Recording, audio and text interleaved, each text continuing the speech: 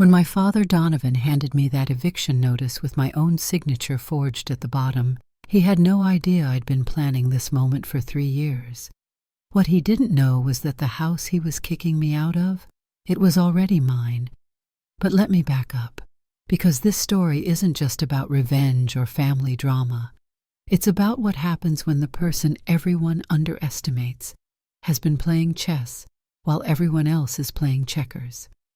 And trust me, by the end of this story, you'll understand why sometimes the quietest person in the room is actually the most dangerous. My name is, well, let's just say I'm the middle child nobody expected much from. 28 years old, living in my childhood bedroom, taking care of my grandfather while my family whispered behind my back about what a disappointment I'd become. Sound familiar? Maybe you've been there too. That moment when your own family looks at you like you're the problem, not understanding that you might actually be the solution they never saw coming. 3 years ago, when I moved back into the house on Maple Street, nobody threw me a welcome home party. Instead, I got the usual comments. "Oh, moving back in with Mom and Dad?" With that tone that makes you feel like you're 12 again. Just until you get back on your feet, right? Because God forbid a grown adult might have an actual plan that doesn't fit into their neat little boxes of what success looks like. The house itself is this beautiful 1920s craftsman that my great-grandfather built with his own hands. Dark wood floors that creak in all the right places, built-in bookshelves that smell like old stories, and windows that catch the morning light just perfectly. It's worth $480,000 now, sitting pretty in a neighborhood that gentrified while nobody was paying attention. But here's what nobody talks about at family dinners. Beautiful houses don't pay their own bills. See, my father Donovan used to be this larger-than-life contractor, the kind of man who could build anything with his bare hands and wasn't afraid to tell you exactly what he thought about everything. 58 years old, with calloused hands and opinions about everything from politics to the proper way to load a dishwasher. He raised us kids with this old-school mentality that if you weren't struggling, you weren't working hard enough. Success meant visible success. The right job, the right house, the right wife, the right everything. Then last year happened. Heart attack at a job site, rush to the hospital, 2 weeks in intensive care, and medical bills that hit our family like a financial tsunami. Suddenly the man who built houses for a living couldn't work, couldn't provide, couldn't be the rock everyone depended on. And when strong men feel weak, they look for someone to blame. My mother Celeste tried to hold everything together the way she always does. 55 years old, working at the county clerk's office, suddenly carrying the weight of mortgage payments and medical bills on a salary that was never meant to support a family of 4 adults. She's one of those women who smooths over every conflict with a casserole and a smile, but I could see the stress eating away at her. The way she'd stare at bills when she thought nobody was looking. The way she'd change the subject whenever money came up. But here's where the story gets interesting, and why you need to stick around for what happens next. While everyone was panicking about money, I was already 3 steps ahead. You see, I'm not just some failure who moved back home. I'm a certified financial planner with my own practice. Yeah, that's right. While my family was worried about me being a burden, I was actually running a business that helps people navigate exactly the kind of financial crisis we were facing. The irony would be hilarious if it wasn't so frustrating. But the real reason I moved back home wasn't because I needed my parents. It was because of my grandfather, Caspian. Caspian is 82 years old, and up until his stroke 3 years ago, he was still sharp as a tack. This man built a fortune in real estate back when you could buy houses for the price of a nice car today. He taught me everything I know about money, about planning, about thinking 10 moves ahead instead of just reacting to whatever crisis hits you today. But after his stroke, everyone assumed he was just done. Finished. a burden to manage rather than a person to respect. Everyone except me.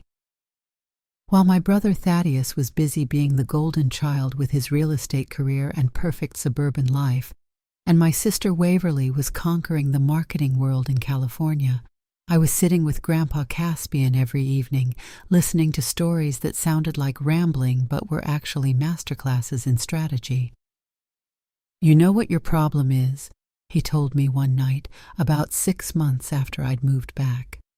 "You're too honest. You tell people your plans, and then you're surprised when they try to stop you." "What do you mean, Grandpa?"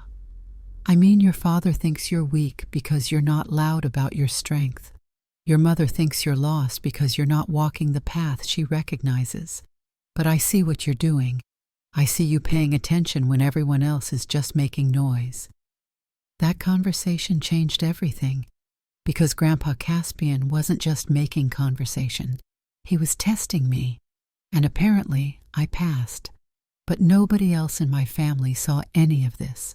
To them, I was just the kid who couldn't get their life together. The disappointment who moved back home and spent their days playing nurse instead of building a career.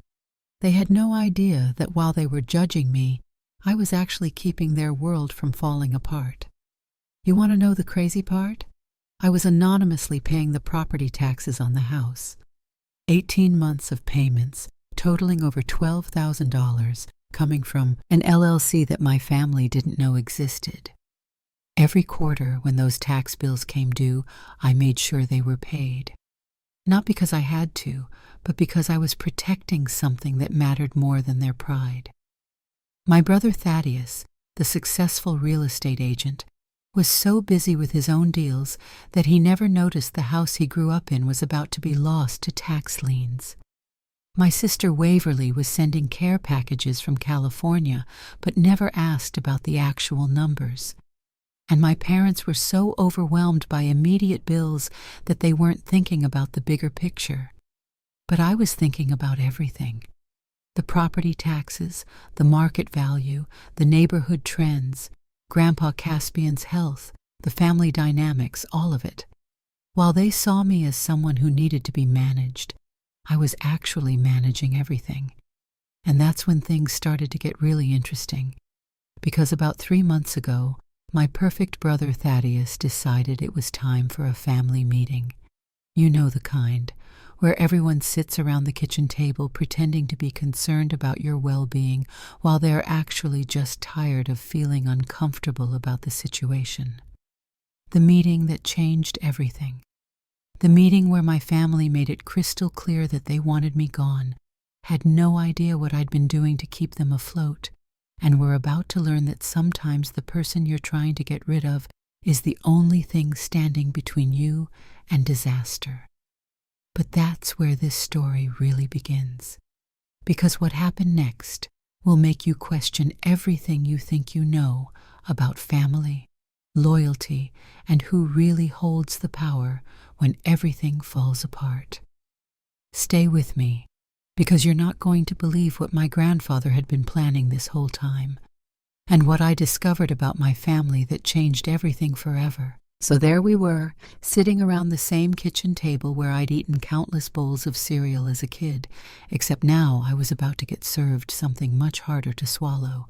And if you think family meetings are awkward under normal circumstances, wait until you hear what happened when my brother decided to play financial advisor to the person who was actually keeping the family afloat. But before I tell you about the meeting that changed everything, let me paint you a picture of what was really happening in our house during those weeks leading up to it.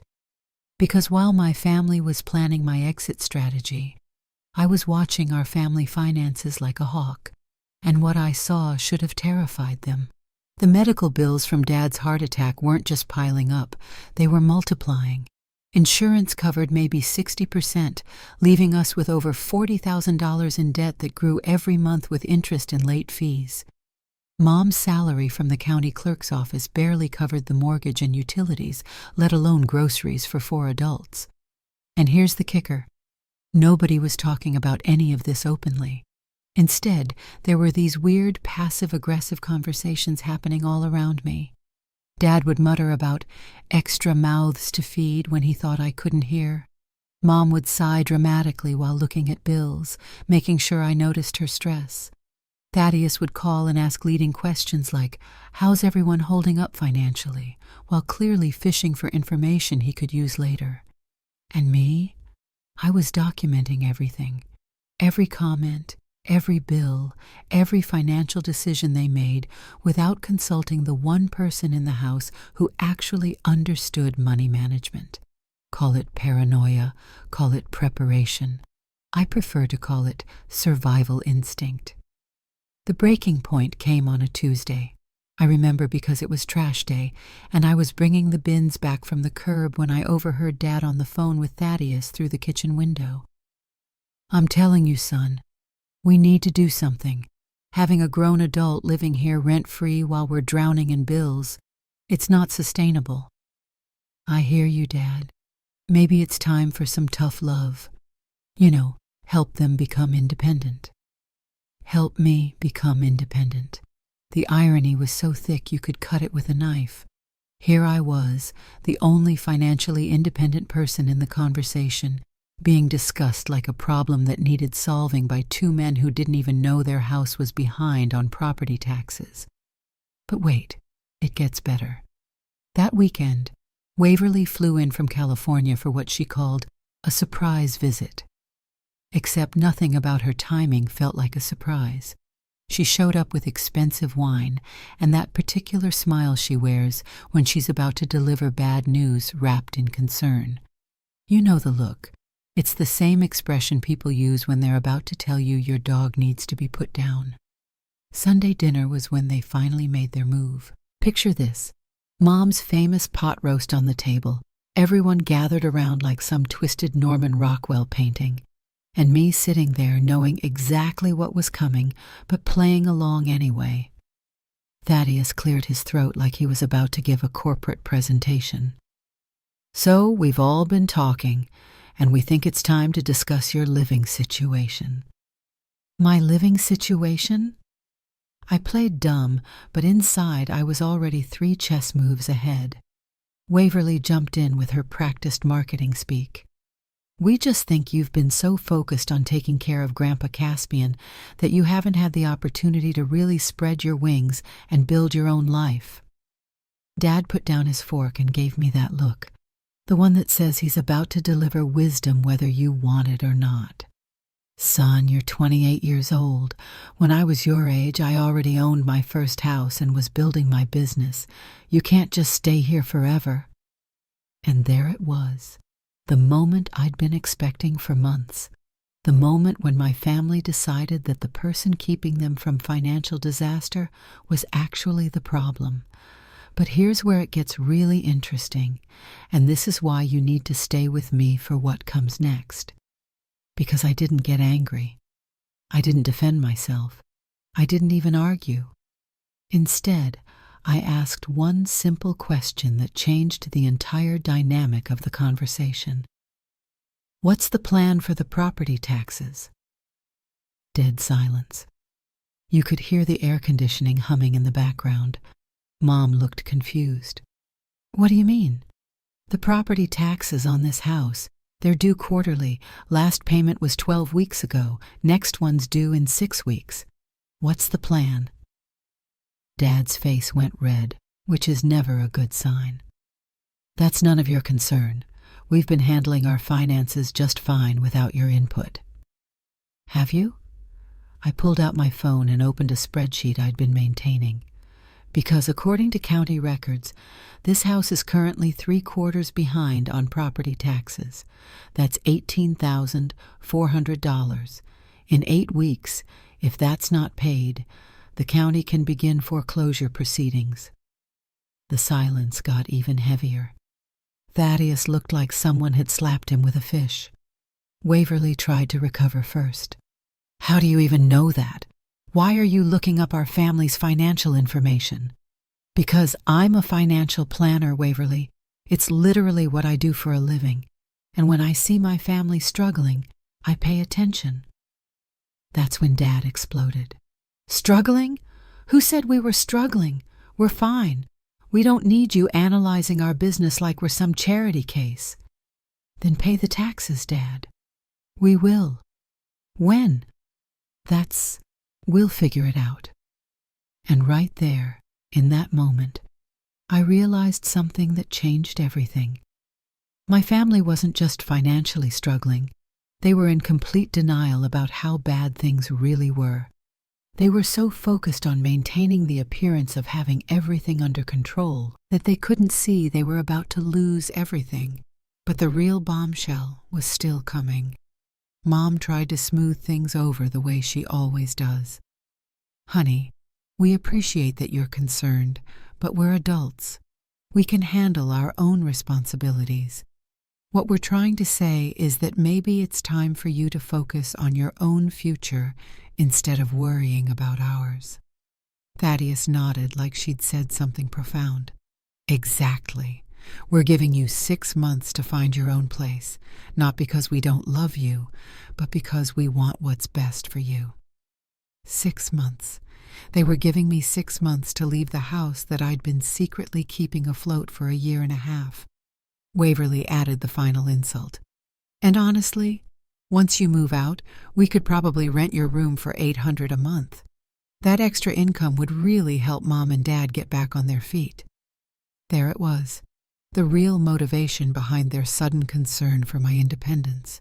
They didn't want me to succeed. They wanted my room to become a source of income. I sat there for a moment, processing everything. My family had just told me I was unwelcome in my childhood home, completely unaware that I was the only reason they still had a childhood home to kick me out of. They were planning to rent out my room to pay bills they didn't even know I'd been paying. The level of irony was almost artistic. But here's what they didn't know, and this is where the story takes a turn that will blow your mind. While they were having their little intervention, my grandfather Caspian was upstairs in his room, listening to every word through the baby monitor I'd installed so he could call for help if he needed anything. And Grandpa Caspian? He was furious. That night, after everyone had gone to bed and the house was quiet, he called me into his room. What he told me that night set in motion a plan that would turn everything upside down. But I'm getting ahead of myself.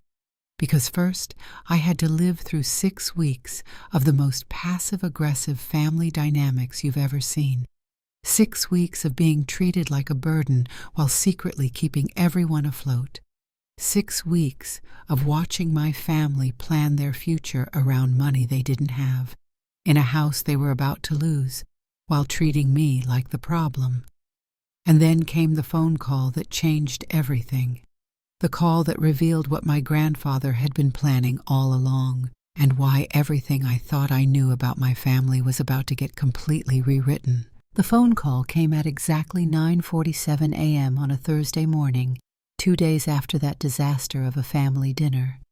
I remember the exact time because I was staring at my laptop, trying to focus on client work while my family treated me like a ghost they were hoping would just disappear. The caller ID showed Cromwell and Associates, and my stomach dropped. Baxter Cromwell was my grandfather's attorney, had been for over 30 years. The kind of old-school lawyer who still wore 3-piece suits and carried a pocket watch. When Baxter Cromwell calls you directly, it's either very good news or very bad news. There's no in-between. "Good morning. I need you to come to my office today at 2 p.m. Your grandfather has requested your presence for a matter of significant importance." "Is everything okay? Is Grandpa Caspian all right?" "He's fine, but there are legal matters we need to discuss. Come alone and don't mention this meeting to your family. Your grandfather was very specific about that." Don't mention it to my family. The same family that had just given me my walking papers was now being deliberately excluded from whatever this was about. My hands were literally shaking as I hung up the phone. The hours between that call and 2 p.m. felt like the longest of my life. I kept replaying every conversation I'd had with Grandpa Caspian over the past 3 years, looking for clues about what this could be. Had I missed something? Was he sicker than we thought? Was this about his will? At exactly 1:55 p.m., I walked into Cromwell and Associates. The office looked like something out of a 1940s movie: dark wood paneling, leather-bound books, and the smell of old paper and expensive cologne.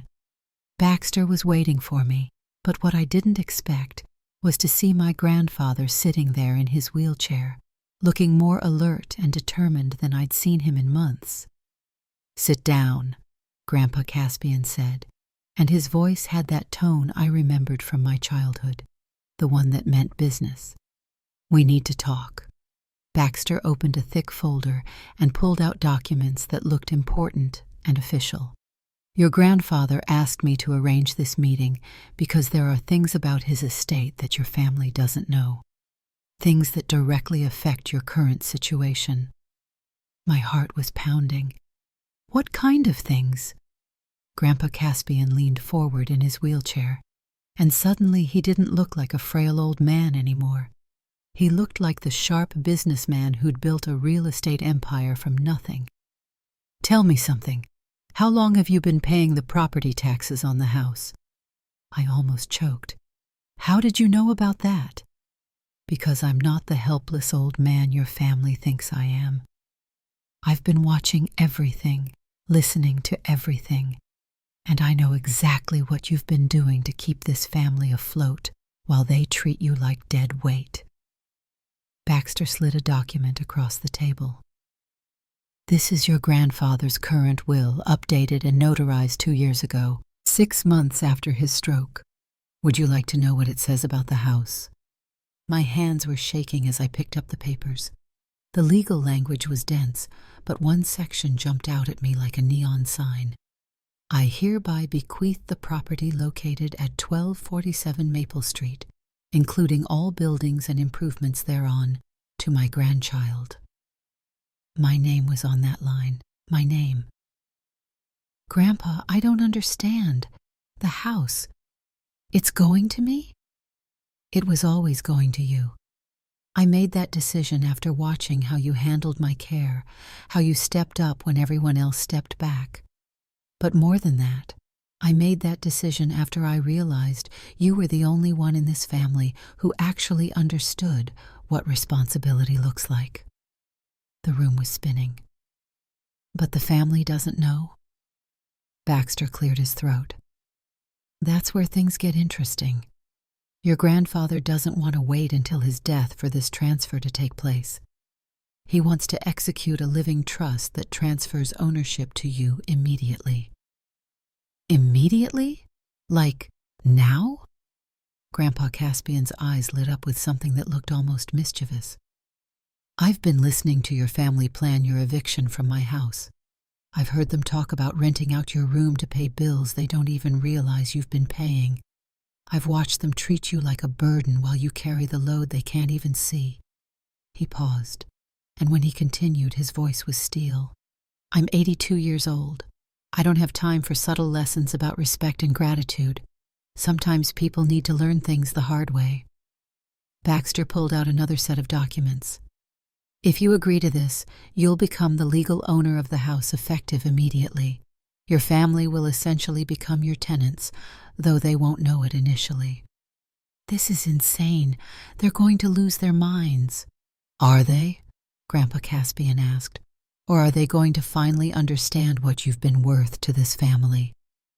For the next hour, Baxter walked me through everything. The house was worth $480,000, completely paid off except for the property tax debt that I'd already been covering. There was also something else, something that made my head spin even more.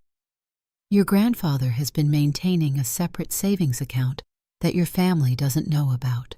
Money he saved over the years from his real estate investments. The current balance is $127,000. $127,000. While my family was drowning in medical debt and couldn't pay property taxes, my grandfather had been sitting on enough money to solve all their problems. But he'd been waiting, watching, testing. "Why didn't you help them?" I asked. "Because help isn't always helpful," he said. Your father is a proud man, and proud men need to learn lessons, not receive handouts. Your mother enables his pride. Your siblings assume everything will always work out because it always has. But you saw the problem and quietly fixed it. You didn't ask for credit. You didn't demand recognition. You just did what needed to be done. The weight of what he was saying hit me like a truck. So this whole time, while they were struggling, they were being tested, and you were the only one who passed. Baxter handed me a pen. The decision is yours. You can sign these documents and become the owner of your family home immediately, or you can walk away and let things continue as they are. I stared at that pen for what felt like forever. If I signed these papers, I would literally own the house my family was trying to kick me out of. I would become their landlord while they thought they were evicting their burden. The irony was so perfect it almost felt like a setup. But there was more to consider. If I did this, I wouldn't just be gaining property. I'd be gaining power over a situation that had been making me feel powerless for months. I'd be able to protect my grandfather, secure my own future, and maybe, just maybe, teach my family something about assumptions and respect. "What's the timeline?"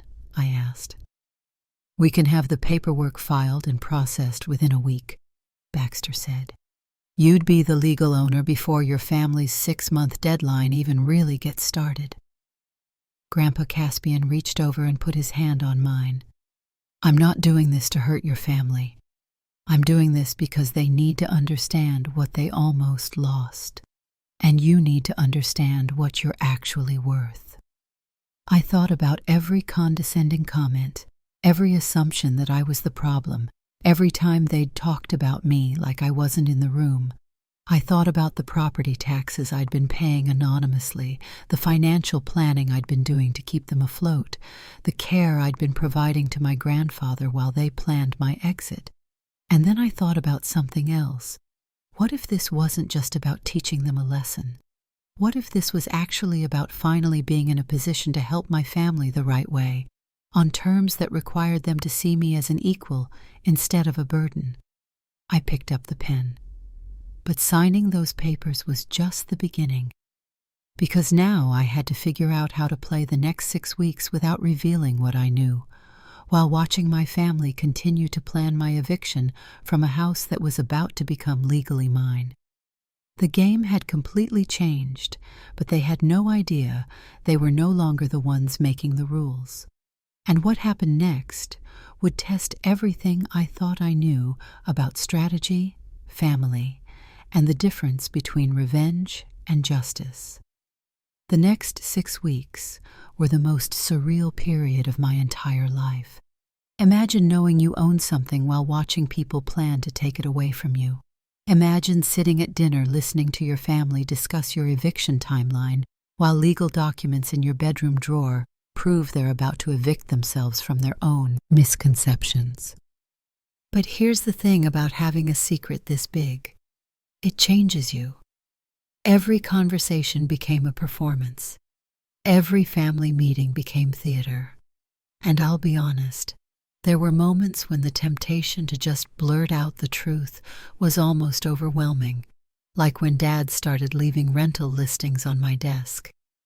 "Just some ideas for places that might work for you," he'd say, trying to sound helpful while basically counting down the days until I'd be gone.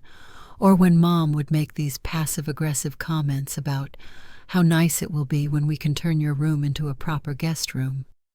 The worst part was watching them struggle with money problems I could solve instantly, but couldn't, because the lesson wasn't just for them.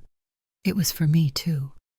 I was learning something about patience, about timing, about the difference between reacting and responding. But if you think I was just sitting around waiting for the big reveal, you're wrong. I was preparing. I photographed every single item of value in that house. I documented every conversation about finances, every discussion about my future, every assumption they made about my capabilities. I researched tenant rights, landlord responsibilities, and property management law until I could recite it in my sleep. Most importantly, I was watching my family's behavior patterns, understanding their individual motivations, and planning not just for the moment of truth, but for what would come after. Thaddeus was the most vocal about my deadline. Every time he visited, he'd bring it up. "So, have you found a place yet?" With that fake concerned tone that really meant, "Why haven't you found a place yet?" He'd started hinting about helping me move, which was code for making sure I actually left on schedule. Waverly called every week with increasingly obvious hints.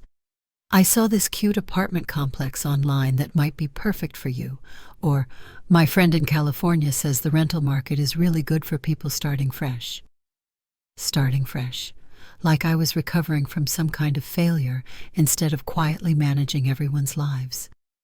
The breakthrough moment came 3 weeks before my eviction date.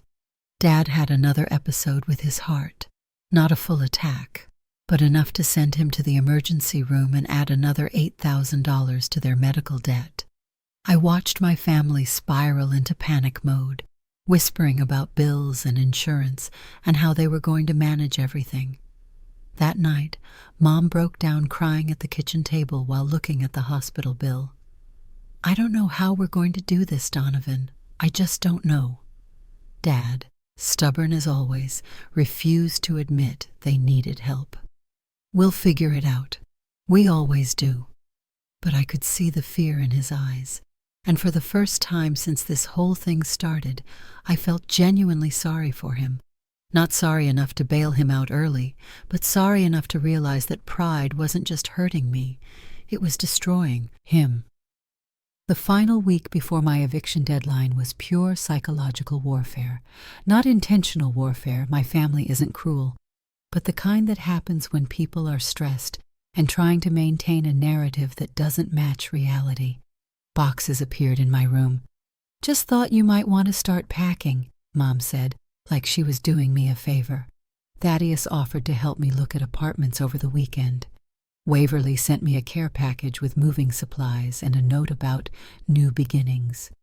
Meanwhile, Grandpa Caspian was watching everything with the patience of someone who'd seen enough family drama to know how these stories usually end. Sometimes I'd catch him looking at me with this expression that was part pride, part amusement, and part anticipation. "You ready for this?" he asked me the night before eviction day. "I think so. Are you?" "I've been ready for 3 years. Eviction day, Saturday, November 18th, a date that will be burned into my memory forever. The plan was simple. I was supposed to be out of the house by 5 p.m. Thaddeus and Waverly had both taken time off work to help with the transition. Mom had prepared a big lunch because nothing says "we're kicking you out" like a farewell meal. Dad had written up an actual letter, not legal, but official-looking, formally requesting that I vacate the premises. The morning started exactly as you'd expect. Awkward energy, forced cheerfulness, and me loading boxes into my car while my family watched with expressions ranging from relief to guilt to determination. But here's what they didn't know. Those boxes were mostly empty. Old magazines, books I didn't want, clothes that didn't fit. The important stuff, my real belongings, my business documents, my life, those were staying right where they belonged. Around 2 p.m., just as I was loading what appeared to be my final box, I saw Baxter Cromwell's car pull into the driveway. My family looked confused. Grandpa Caspian appeared at the front door in his wheelchair, and suddenly everyone realized this wasn't just about moving day anymore.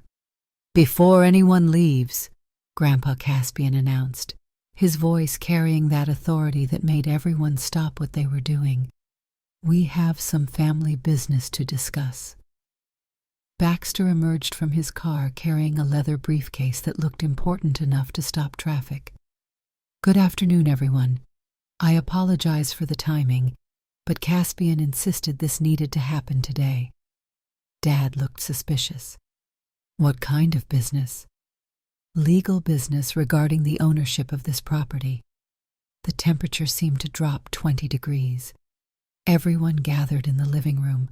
Mom wringing her hands, Dad looking like he was about to have another heart episode, Thaddeus checking his phone like he had somewhere more important to be, and Waverly suddenly paying attention in a way she hadn't in years. Baxter opened his briefcase with theatrical precision. "I'm here to inform the family about changes to Caspian's estate that directly affect your current living situation." "Changes?" Mom's voice was barely a whisper. Grandpa Caspian looked directly at Dad. "Donovan, you just spent the morning helping your child move out of their house. I want you to think about that sentence for a moment." "What do you mean, their house?" Baxter pulled out the documents. "What your father means is that as of 6 weeks ago, this property legally belongs to your son-daughter. The transfer was completed through a living trust, all properly filed and recorded with the county." The silence that followed was deafening.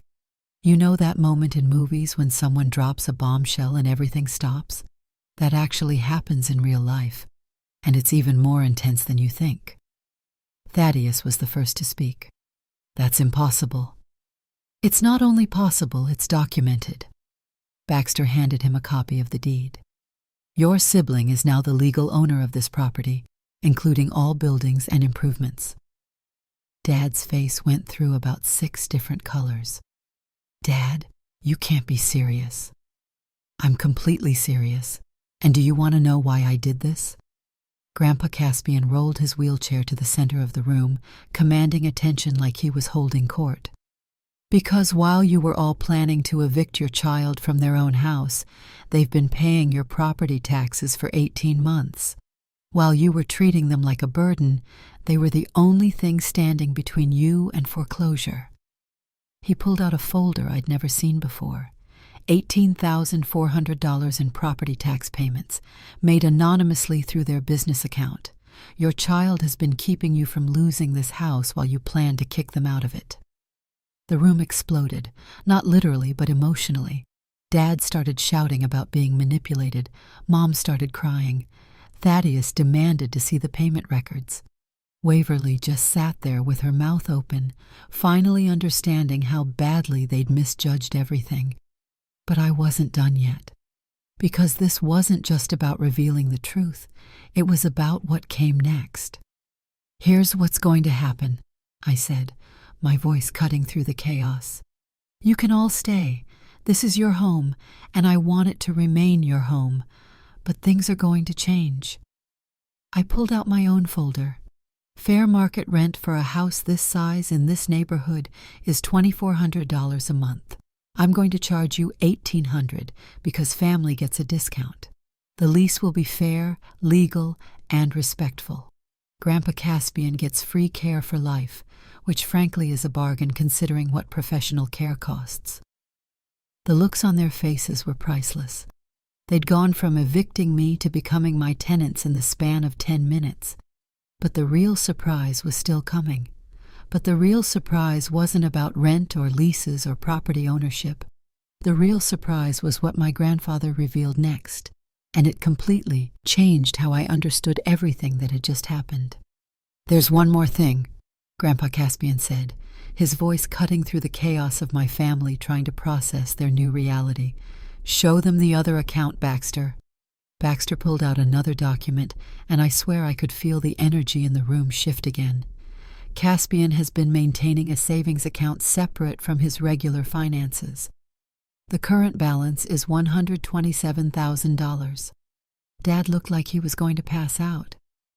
$127,000? Money I saved over the years from real estate investments, Grandpa Caspian explained. Money I could have used to help with medical bills, property taxes, any of the financial problems this family has been facing. Mom's voice was barely a whisper. "Why didn't you help us?"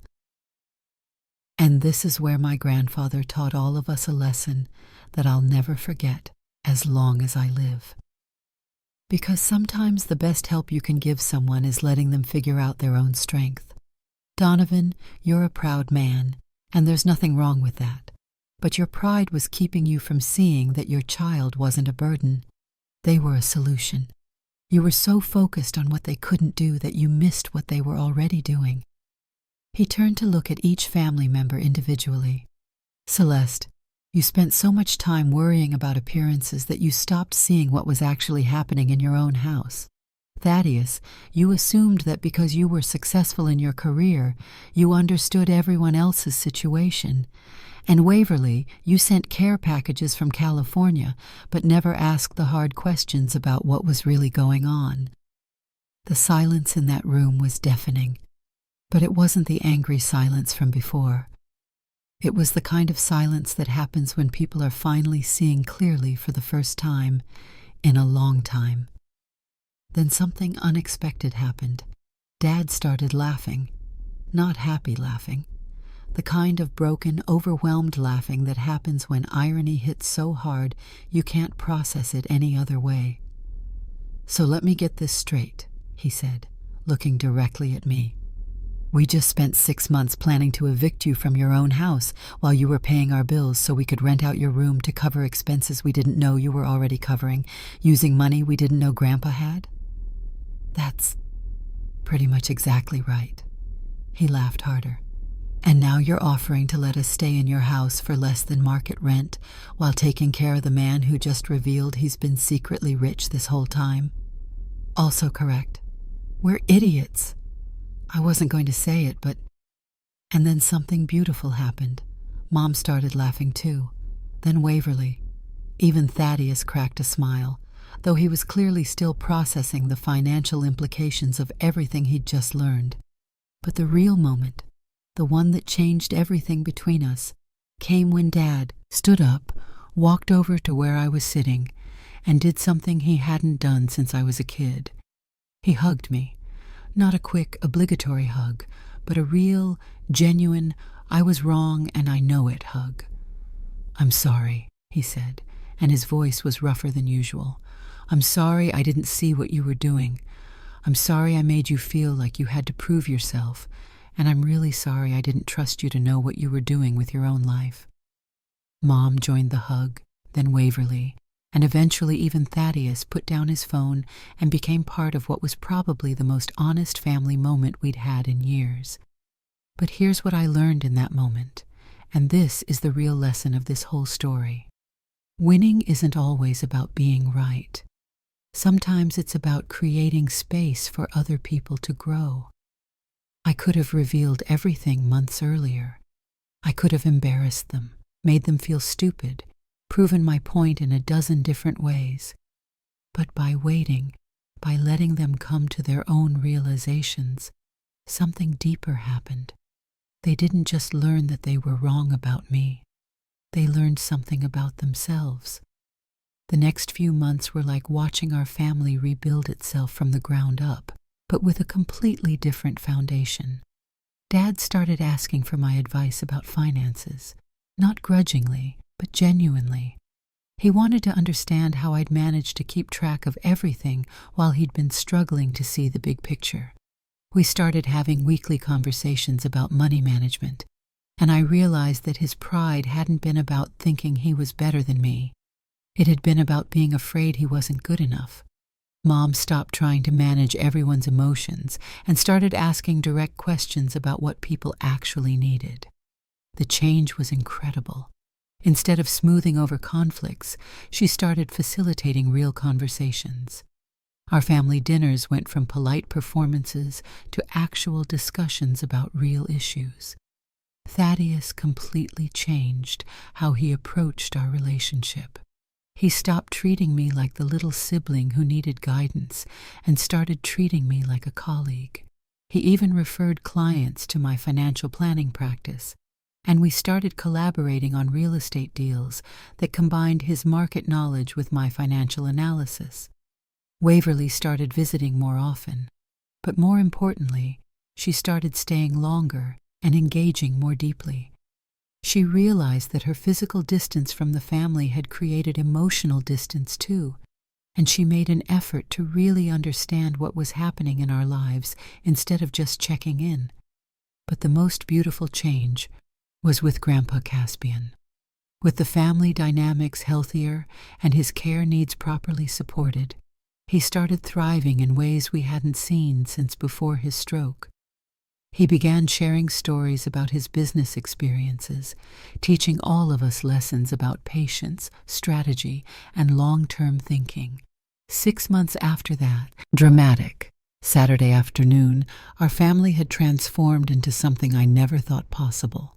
A group of adults who actually communicated honestly, supported each other effectively, and respected each other's strengths. Dad's health improved dramatically once the financial stress was lifted. Mom went back to school to study accounting, inspired by watching me manage complex financial situations. Thaddeus and I started a side business helping families navigate real estate transactions and financial planning together. And Waverly moved back from California, taking a remote position that let her be closer to family while advancing her career. The house itself became a symbol of what we'd learned. Instead of being a burden that divided us, it became a foundation that supported everyone's growth. The rental income helped my parents rebuild their savings. The stable housing situation gave Grandpa Caspian the security he needed to focus on his health. And for me, it became proof that sometimes the best investment you can make is in the people you love, even when they don't immediately see the value. But here's the most important lesson I learned, and I want you to really hear this. Patience isn't passive. Waiting for the right moment isn't the same as doing nothing. Sometimes the most powerful thing you can do is position yourself strategically and let other people discover the truth for themselves. My family didn't just learn that I was more capable than they thought. They learned that their assumptions about success, independence, and family responsibility were limiting all of us. They learned that helping someone doesn't always mean fixing their problems for them. Sometimes it means creating space for them to solve their own problems while being ready to support them when they ask. And I learned that being right isn't enough if you're right in a way that makes other people feel small. The goal isn't to prove you're smarter or more capable than your family. The goal is to build a family where everyone's strengths are recognized and everyone's growth is supported. Today, when people ask me about the house situation, I tell them it's not really about the house. It's about what happens when you stop trying to prove your worth and start demonstrating your value. It's about what happens when you approach family conflicts with strategy instead of emotion, and it's about what happens when you give people room to surprise you with their capacity for growth. They told me I wasn't welcome in their home anymore, not knowing I had already rewritten everything. But the real rewrite wasn't about ownership or control or proving a point. The real rewrite was about redefining what family support looks like when everyone involved is treated as a capable adult. And that's a story worth sharing, because maybe you're in a situation where people are underestimating you, or maybe you're in a situation where you're underestimating someone else. Either way, remember this.